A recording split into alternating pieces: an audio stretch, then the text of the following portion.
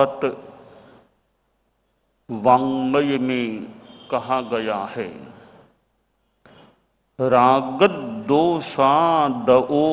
तिव्वा नेह पाशा भयंकरा ते छिन्दित्तु जहानायम विहरामि जहक्कमम्। तीव्र राग द्वेष आदि स्नेह ये भयंकर पाश हैं। इनको छिन्न कर मैं विहरण करता हूँ। एक संत की यह वाणी दिशा निर्देश देने वाली है कि भयंकर क्या है। तीव्र राग, तीव्र द्वेष, स्नेह ये भय पैदा करने वाली चीजें बन सकती है। समता की स्थिति उत्तम स्थिति होती है और जितना जितना आदमी समता से दूर हो जाता है, तो समता से दूर होने का मतलब है अपने घर से दूर हो जाना। और अपने घर में एक आश्वासन रह सकता है, आखिर अपना घर अपना होता है। एक आदमी किराए के मकान में रहता है और एक आदमी अपने निज के मकान में रहता है। तो निज का मकान निज अपना होता है, किराए का मकान किराए का होता है। तो समता अपना घर है, इसमें हम रहते हैं, शांति में रह सकते हैं। और समता से दूर हो गए यानी एक पराये घर में चले गए हैं, और जहां वह शांति न भी मिले जो समता के स्थान में मिल सकती है। शास्त्रकार ने जो कहा है, तीव्र राग, तीव्र द्वेष आदि, यानी सामान्य सा राग तो मान लें, एक जो गृहस्थ है, सामान्य तो कुछ राग तो रहना बहुत संभव है। थोड़ा द्वेष भी हो जाए, थोड़ा कभी गुस्सा भी आ जाए, थोड़ी कहीं मामूली कहा सुनी भी हो जाए, यानी तीव्र नहीं है। जब तीव्र राग है या तीव्र द्वेष है, तीव्र गुस्सा है, तीव्र घृणा है, तीव्र ईर्ष्या है, तो ये भयंकर भय पैदा करने वाली स्थितियां बन सकती हैं। हमारी चेतना में अनंत काल से राग द्वेष के संस्कार हैं, अनादिकाल से ये संस्कार हैं। और कितने जन्म मरण, अनंत जन्म मरण इस राग द्वेष की वृत्ति के साथ आत्मा ने कर लिए हैं। जन्म मरण की परंपरा चालू रहती है तब तक जब तक ये कसाय, गुस्सा, अहंकार, माया, लोभ ये साथ में रहते हैं। ये तीव्र राग द्वेष के परिणाम रहते हैं, तो आगे से आगे, आगे से आगे जन्म मरण की भूमिका निर्मित होती रहती है। गृहस्थ जीवन है वह साधु का मान लें जीवन नहीं है। साधुत्व आ जाना तो बहुत बड़े भाग्य की बात है। बहुत कोई अच्छा मोहनीय कर्म का क्षयोपशम होता है तो साधुपन प्राप्त हो सकता है। साधुपन दो प्रकार का हो जाता है। एक औपचारिक रूप में किसी गुरु आदि के पास जो दीक्षा ग्रहण की जाती है, मुंड हुआ जाता है, पाठ के द्वारा प्रत्याख्यान कराया जाता है।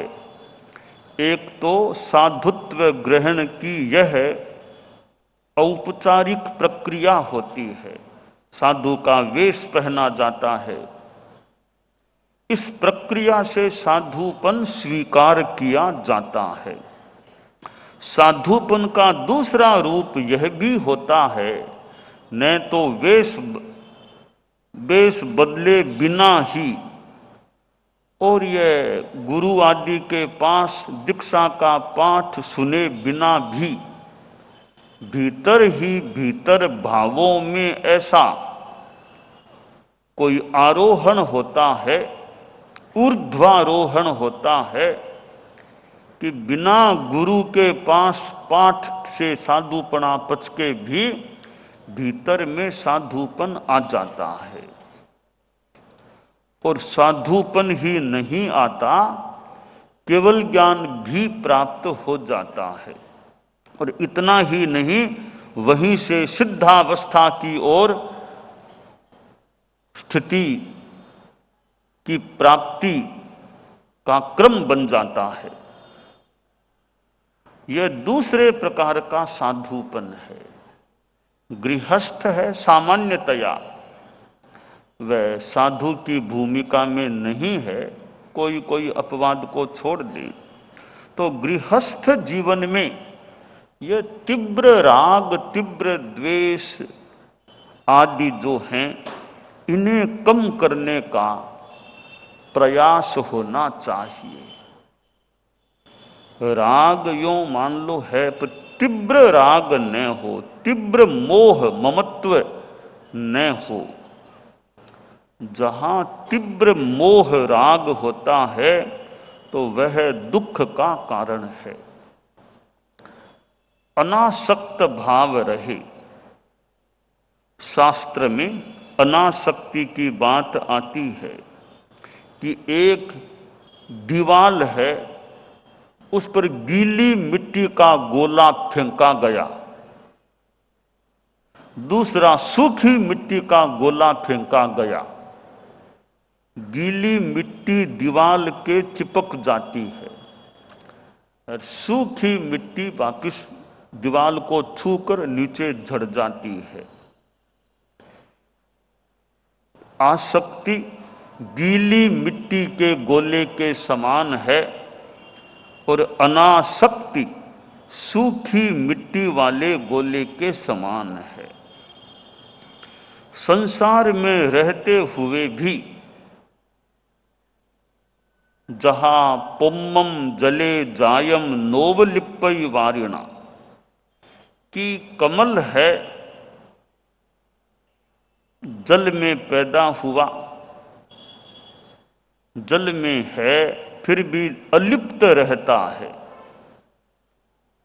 इसी प्रकार गृहस्थ परिवार में, संसार में, समाज में रहते हुए भी आसक्ति की दृष्टि से अलिप्त निर्लिप्त रहने का प्रयास करें। शरीर में आत्मा है, शरीर एक पिंजरा है, मान ली इसमें यह आत्मा रूपी पक्षी है, तो पिंजरे की उपयोगिता हो सकती है, पर पिंजरा पिंजरा है। एक दिन यह पिंजरा भी छूटे, मोक्ष की प्राप्ति होती है, फिर शरीर का पिंजरा भी वहां नहीं रहता है। और अनंत आत्माएं मोक्ष के स्थान में अलोक से सटी हुई रहती हैं सिद्धालय, सिद्धशिला से भी मानो ऊपर वो आलोक से सटी हुई आत्माएं रहती हैं।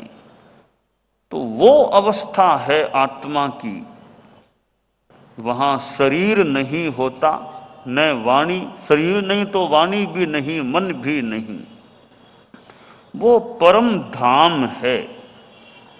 गृहस्थ भी सोचे कि यह जन्म मरण की परंपरा है, वह समय आए जब मेरी आत्मा पूर्णतया शरीर मुक्त होकर सिद्धावस्था को प्राप्त हो जाए, हमेशा के लिए मोक्षावस्था में स्थित हो जाए। गृहस्थ जीवन है, परिवार है, समाज है, तो वो समय का नियोजन आदमी कैसे करे? समय तो बीतता है, उम्र भी आदमी की आगे बढ़ती है। 10 वर्ष का बच्चा कभी 20 का हो गया, कभी वह 30 का, 40 का, 50, यूं उम्र आगे बढ़ सकती है। और 50 के बाद मानो जीवन की शताब्दी का उत्तरार्ध शुरू हो जाता है। शताब्दी तो आए न आए सबको, 50 के बाद आधी शताब्दी के बाद का समय होता है। 50 आ गए तो आदमी सोचे 50 वर्ष बीत गए हैं, मैं धार्मिक दृष्टि से कितना सक्रिय बना। जैन परंपरा के संदर्भ में, हमारे धर्म संघ परंपरा में देखें तो 50 आ गए हैं, रोज सामायिक होती है, यानी एवरेज में 50 आ गए हैं अब तो आधी शताब्दी बीत गई है जीवन की। अब तो एवरेज में रोज एक सामायिक होती रहे, कभी नहीं तो आगे पूर्ति कर दें। आज 2 कर ली तो भले कल दूसरे काम है तो आज 2 कर ली। एवरेज की एक सामायिक सामान्यतया 50 आने के बाद होती रहे तो एक बढ़िया क्रम बन सकता है। और आगे तो और सामायिक की संख्या बढ़ानी चाहिए। तो गृहस्थ जीवन में जीवनचर्या, दिनचर्या धर्म से कैसे प्रभावित रहे, उसमें सामायिक का भी बड़ा योगदान हो सकता है। जीवन को, आत्मा को धर्म से भावित करने में। शनिवार की सामायिक का क्रम चलता है हमारे धर्म संघ में, श्रावक श्राविकाओं में। शाम को 7 से 8 के बीच सुंदर क्रम है, अच्छा है, चलते रहना चाहिए। परिवार में भी बच्चे भी जो कर सकें सामायिक करें। आज शनिवार है तो गृहस्थ जीवन धर्म से प्रभावित रहे। आदमी गारहस्थ्य में है, वो समाज में भी काम करने वाला हो सकता है, कोई राजनीति में कार्य करने वाला हो सकता है। ये कई क्षेत्र हैं जीवन के। राजनीति भी एक कार्य क्षेत्र है, समाज की संस्थाएं हैं वह भी एक कार्य क्षेत्र है, और भी अनेक कार्य क्षेत्र हो सकते हैं। तो इन कार्य क्षेत्रों में आदमी सेवा देने का प्रयास भी करने वाला करता है। इनकी अपनी अपेक्षाएं, उपयोगिताएं हो सकती हैं, पर जीवन में धर्म को भी आदमी भूले नहीं। और 75 वर्ष आ गए, 75-80 के लगभग आ गए हैं। अब तो धर्म की दृष्टि से और ज्यादा, बहुत ज्यादा सक्रिय होना चाहिए कि 75 आ गए हैं, अब 80 यानी 75 के बाद का समय है। तो अब राजनीति या समाज इनसे भी थोड़ी मुक्ति लेकर के ज्यादा धार्मिकता में रहें, क्योंकि 75 वर्ष यानी 3 25यां बीत गई हैं। 3 25यां चौथी 25 शुरू हो गई है। जितने आएंगे उतने वर्ष आएंगे, जितना समय है। 75 के बाद कि जितना यह राजनीति हो, सामाजिक संस्थाएं हो, इनमें ज़्यादा सक्रिय रहना पड़े, उन पदों से यथासंभवत या मुक्ति लेकर के अपनी व्यक्तिगत साधना और बिना सक्रिय पद के जो कोई धार्मिक आध्यात्मिक सेवा देनी हो। अब जैसे आप संस्थाओं में संरक्षक है, परामर्शक है, इनमें ज़्यादा कोई सक्रिय होने की इतनी जिम्मेवारी न हो तो ऐसे तो ठीक है कि संरक्षक है, परामर्शक है। परामर्श देना हो तो धार्मिक आध्यात्मिक कोई मान लो परामर्श दे दिया, संरक्षक का एक अच्छा एक सम्मान का सा एक स्थान है।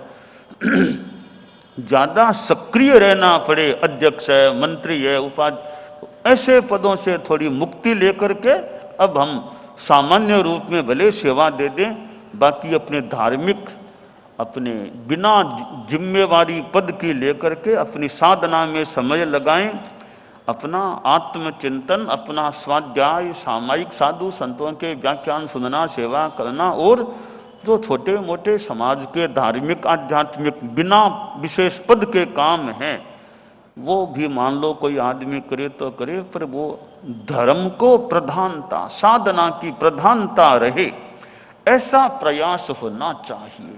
क्योंकि 75 के बाद ज़्यादा अपना एक प्रकार से एक सीमा का संन्यास मान लेंगे, अपना साधना में ज़्यादा रहना है। मौन करना हो तो 2 घंटा 4 घंटा अपना मौन कर लिया, ध्यान करो, अच्छा स्वाध्याय करें, सामायिक करें, और साधु संतों का व्याख्यान आदि सुनना करना, साधु संतों की उपासना करना। कभी कोई रास्ते की सेवा में मौका हो तो अपनी धार्मिक सेवा दे दें। ऐसे धार्मिकता से ज़्यादा ओतप्रोत हो जाए कि 75 वर्षों तक मान लो काम कर लिया, बीच में जितना टाइम रहा संस्थाओं को सेवा दे दी, अध्यक्ष बन गए, मंत्री बन गए, इतने काम कर लिए, समाज को सेवाएं दे दी हैं, अब आत्मा को ज़्यादा सेवा देनी है, अब आत्मा की ज़्यादा सेवा करनी है। तो ये उम्र के साथ, समय के साथ बदलाव भी औचित्य के अनुसार आदमी को करना चाहिए। जीवन में मोड़ भी लेना चाहिए। परम पूज्य आचार्य श्री तुलसी ने तो मानो मोड़ कह दें, कुछ भी कह दें, आचार्य पद भी छोड़ दिया, विसर्जन कर दिया कि आचार्य पद महाप्रज्ञ जी संभालो, मैं पद मुक्त रहना चाहता हूँ। तो वह भी, बाकी तो द्रव्य क्षेत्र काल भाव देखने की चीजें हैं, कब क्या होना कि नहीं होना, परंतु एक दिशा निर्देश है आचार्य श्री तुलसी ने कि एक उम्र आ गई, पद भी छोड़ दिया और अपने यों गणाधिपति का स्थान उनको समर्पित किया गया। अपने ढंग से अपने जो करना उसका थोड़ा काम करते, अपना एकांत भी थोड़ा कर लेते। तो यह जीवन में टर्निंग मोड़ की भी बात समय समय पर औचित्य के अनुसार कि कब कौन सा मोड़ लें, तो 75 वर्ष के बाद एक विशेष निवृत्ति की तरफ गति हो जाए और आत्मा की तरफ प्रगति हो जाए, तो यह आत्म कल्याण की दृष्टि से अच्छी बात हो सकती है। एकाग्रता, तन्मयता, अपने आप को मंगलमय अनुभव करते हुए नमो अरहंताणम, नमो सिद्धाणम, नमो आयरियाणम, नमो उवज्झायाणम, नमो लोए सब्बसाहूणम, एसो पंच नमोक्कारो सब्ब पावपणासनो, मंगलाणं च सब्बेसिं पढ़मं हवइ मंगलम।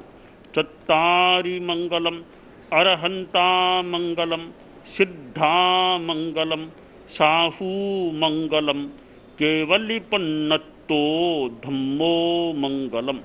चत्तारि लोगुत्तमा, अरहंता लोगुत्तमा, सिद्धा लोगुत्तमा, साहू लोगुत्तमा, केवलिपन्नतो धम्मो लोगुत्तमो। चत्तारि शरणं पवज्जामि अर्हन्ते शरणं पवज्जामि सिद्धे शरणं पवज्जामि साहू शरणं पवज्जामि केवल्यपन्नत्तं धम्मं शरणं पवज्जामि धम्मो मंगलमुक्किट्ठम् अहिंसा संजमो तवो देवावितं नमंसन्ति जस्य धम्मे सयामणो च इत्ता भारहं वासं चक्रवर्ती महिद्धिओ सन्ति सन्ति करेलोए पत्तो गइमणुत्तरम् देव दानव गंधर्वा जख रक्षस किन्नरा बंभयारिं नमंसन्ति दुक्करं जे करन्ति तम् मंगलं भगवान् वीरो मंगलं गौतमो गणी मंगलं स्थूलभद्राद्यः जैन धर्मोस्तु मंगलम मंगलम मतिमान् भिक्षुः मंगलम भारमल्लकः मंगलम रायचन्द्राद्या मंगलम तुलसी गुरुः महाप्रज्ञोस्तु मंगलम तेरा पंथोस्तु मंगलम विघ्न हरण मंगल करण स्वामी भिक्षुनो नाम गुण ओळख समरण किया सर अचिंत्या काम विघ्न हरण मंगल करण स्वामी भिक्षुनो नाम गुण ओळख समरण किया सर अचिंत्या काम विघ्न हरण मंगल करण स्वामी भिक्षुनो नाम गुण ओळख समरण किया सर अचिंत्या काम सर अचिंत्या काम सर अचिंत्या काम। एक दिवसीय त्याग आज के लिए धारणानुसार त्याग है।